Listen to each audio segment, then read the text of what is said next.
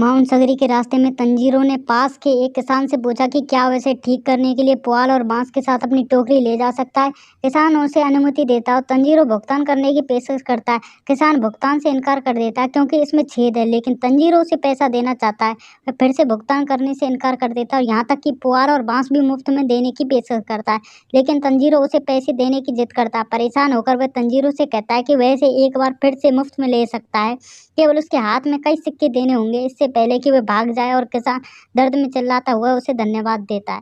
Tanjiro निजुको को पास की गंदगी वाली सुरंग में पाता है। उसने सूरज की रोशनी देखने के प्रति अपनी बड़ी अनिच्छा दिखाते हुए खुद को जमीन में खोद लिया। टोकरी की मरम्मत करने के बाद तंजीरो पूछता है कि क्या अंदर फिट हो सकती है, धीरे धीरे बात करते हुए, क्योंकि उसे यकीन नहीं है कि वह इसे पूर्ण तरह से समझ सकती है। खुद को अंदर फिट करने के लिए सिकुड़ने के बाद तंजीरो ने टोकरी को अपने पीठ पर बांध लिया। अब उसे धूप से बचाते हुए ले जाने में सक्षम है। तंजीरो पास की महिला से दिशा निर्देश मांगते हुए पहाड़ की ओर बढ़ता है। वह तंजीरो को चेतावनी भी देती है कि हाल ही में लोग लापता हो गए हैं, उससे सावधान रहने का आग्रह करती है।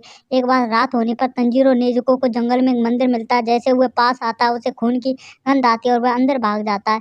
दरवाजा खोलने पर वह अंदर रह रहे एक राक्षस को देखकर ठिठक जाता है, जो कई लाशों को खा रहा है। खून की गंध के कारण नेजुको में लार टपकने लगती है। राक्षस तंजीरो पर झपटता है, जो अपनी कुल्हाड़ी से उसकी गर्दन काट देता है। कट से कुछ हद तक प्रभावित होकर दानव अपने शक्तिशाली उत्थान का प्रदर्शन करता है और गहरे घाव को कुछ ही सेकंड में ठीक कर देता है। अविश्वसनीय गति के साथ दानव क्षण भर के लिए गायब हो जाता है और अचानक तंजीरो को पकड़ लेता है, जो प्रतिक्रिया करने में बहुत धीमा है। खून की गंध के बावजूद नेजुको आग्रह से लड़ती है और अपने भाई को बचाने के लिए दौड़ती है और राक्षस के सिर को लात मारकर गिरा देती है, शुरू में यह मानते हुए कि उसने उसे मार डाला। दानव का शरीर उसे पकड़ने का प्रयास करता है, जिससे नेजुको को शरीर को दूर रखने के लिए उसे लात मारने के लिए मजबूर होना पड़ता है। पास के राक्षस का मुख उससे बात करना शुरू कर देता है, इस बात से नाराज होकर कि उनमें से एक राक्षस होने के बारे में वह सहीता से हथियार बढ़ाता और तंजीरो पर हमला करता है, जबकि उसका शरीर नेजुको पर हमला करता है और उसे पास के जंगल में फेंक देता है। राक्षस के सिर को अभी कुल्हाड़ी से जोड़कर तंजीरो उस पर सिर मारकर हमला करता है, जिससे राक्षस अपनी कठोर खोपड़ी से अचंभित हो जाता है। सिर जोड़कर वह एक पेड़ पर कुल्हाड़ी फेंकता है और सिर को उसी जगह पर दबा देता है। एक खतरा निष्प्रभावी होने के बाद तंजीरो ने नेजुको की ओर अपना रास्ता बनाता है। एक चट्टान के किनारे तंजीरो को एक सब मिलता है, जो नेजुको को नीचे की ओर लात मार रहा है। यह शरीर से निपटता है और खुद को किनारे पर फेंक देता है। गिरने से पहले नेजुको ने अपने भाई को पकड़ लिया, जबकि शरीर नीचे चट्टानों पर जोर से गिरा। अपने शरीर के दर्द को महसूस करके राक्षस का सिर बेहोश हो जाता है। चाकू से लैस ताजी को सिर को बेहोश लेकिन फिर भी जीवित पाता है, उसे मारने की तैयारी करता है। वह यह कहकर अपने फैसले को तर्कसंगत बनाता है कि इसे मारने से दूसरों को बचाया जा सकता है, लेकिन वह राक्षस को मारने में झिझकता रहता है, जिससे एक आदमी को उसके पीछे आने में काफी समय लग जाता है। वह आदमी तंजीरो का ध्यान एक चट्टान की ओर आकर्षित करते हुए उसे कहता है कि वह उसे चाकू से नहीं मार सकता। अब बार बार सिर पर चोट करने के लिए मजबूर होने पर तंजीरो पल भर में ठिठक जाता है। आदमी उसकी गंध को पहचान लेता है और मानता है कि वह इतना दयालु है कि राक्षसों को भी नहीं मार सकता। दानव भाग जाता है और तंजीरो को पकड़ने की कोशिश करता है।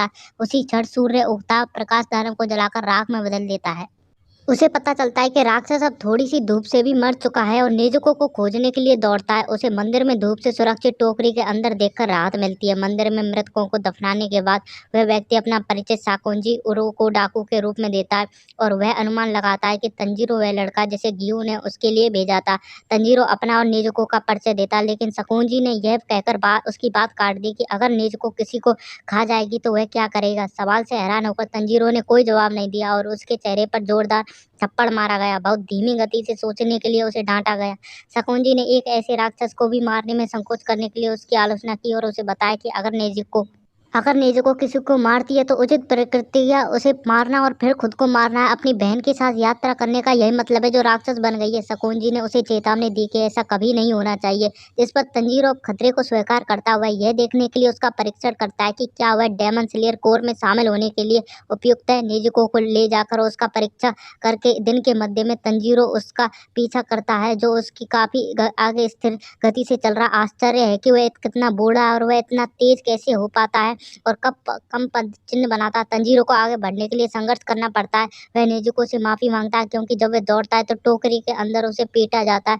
उसे धैर्य रखने के लिए कहता है, विश्वास करता है कि धैर्य ही वह सब कुछ है, तो वह जानती थी। जैसे ही सूरज डूबा, थका हुआ तंजीरो पहाड़ी की तलहटी में शकुंजी के घर पहुंच गया। अपनी सांसें पकड़ने के लिए संघर्ष करते हुए पूछता है कि क्या उसने परीक्षा पास कर ली है। इस पर शकुंजी ने उससे केवल इतना कहा कि अब परीक्षण शुरू होगा और वे पहाड़ पर चढ़ेंगे, जिससे तंजीरो सदमे में चिल्लाने लगेगा।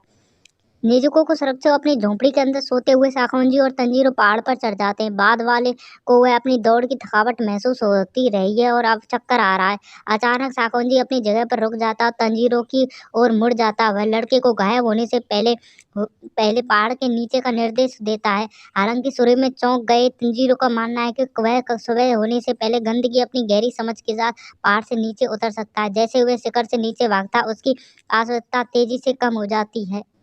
उसे पता चलता है कि पहाड़ के भीतर कई जाल हैं। कई लोगों द्वारा घायल होने के बाद उसे एहसास हुआ कि अगर उसे चोट लगती रही तो वह नीचे नहीं गिरेगा और पहाड़ की पतली हवा के कारण उसकी समस्या और भी बदतर हो गई है, जिससे उसे सांस लेने में कठिनाई हो रही है।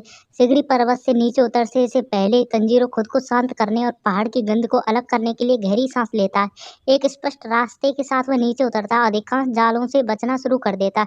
मानव गंध के बिना बांस से बने एक घायल होने के बावजूद वह खुद से निजुको की खातिर जारी रखने का आग्रह करता है। जैसे दिन निकलता है, शकुंजी अपने दरवाजे पर एक पस्त और खून से लथपथ तंजीरो को देखता है, जो होश में आने से पहले केवल मैं लौट आया हूँ बड़बड़ाता है।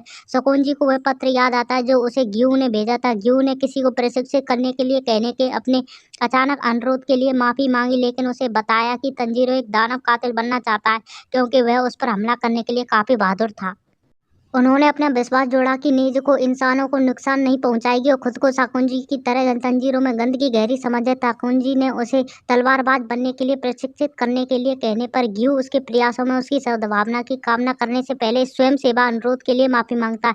शाकुंजी थके और घायल तंजीरों को देखता है और उसे अपने छात्र के रूप में स्वीकार कर लेता है। इसी के साथ एपिसोड 2 यहीं समाप्त हो जाता है।